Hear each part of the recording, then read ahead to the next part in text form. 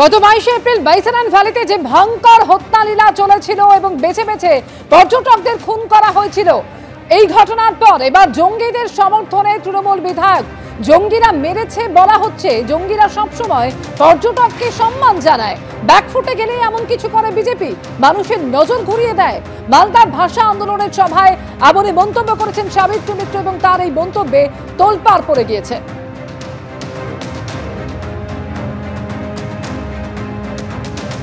আমার যতটা জানা আছে, জঙ্গিরা মেরেছে বলা হচ্ছে।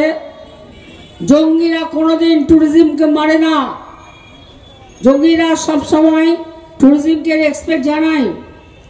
তাহলে এই ট্যুরিজমগুলোকে মারলো কারা, এখন অবধি তার তদন্ত পাবেন না। প্রতিদিন যত ফোর্স থাকে সেই দিন তত ফোর্স ছিল না কেন? এই সব তদন্ত বিজেপি করবে আর তদন্ত করে নিজেদের মধ্যে ঢেকে দেবে। সমস্ত কিছু যখন ঘটনা ঘটে, যখন বিজেপি ব্যাক ফুটে চলে যায়, তখন এমন একটা ঘটনা ঘটিয়ে দেয় যে মানুষের মনকে ওদিকে ফিরিয়ে দেওয়ার চেষ্টা করে।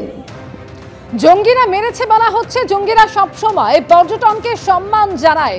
জঙ্গিদের সমর্থনে তৃণমূল বিধায়ক সাবিত্রী মিত্রের এই মন্তব্য মালদার ভাষা আন্দোলনের সভায় এমনই মন্তব্য করেছেন তিনি। সেই মন্তব্য শোনালাম আপনাদের, জানি ইতিমধ্যেই তোলপাড় পড়ে গিয়েছে এবং নিজের এই মন্তব্য প্রসঙ্গে পরে কি বলেছেন শোনাবো সাবিত্রী মিত্র, কিন্তু তার আগে শোনাবো অগ্নিমিত্রা পাল ঠিক কি বলছেন সাবিত্রী মিত্রের এই মন্তব্য সম্পর্কে। উনি সরাসরি জঙ্গিদের পক্ষে আজকে কথা বলেছেন।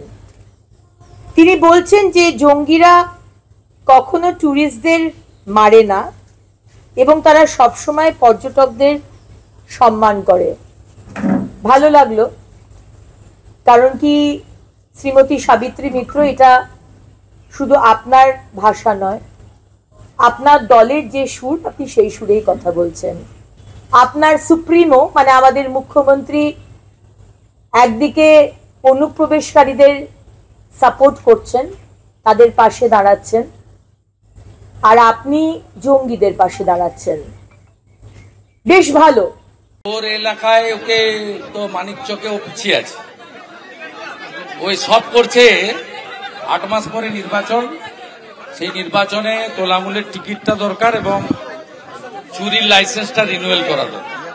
সব মতলব আছে। এরকম ঘটনা যেটা বলছেন যারা মারবে বলেছে তারা ওখানে ছিল, ট্রেন করে কাশ্মীরের থেকে তারা মেরেছে। আমার কথা হচ্ছে যে নর্মালি টেররিস্টরা মারে না, কেন মেরেছে এটা আমি জানি না, এটাই বল।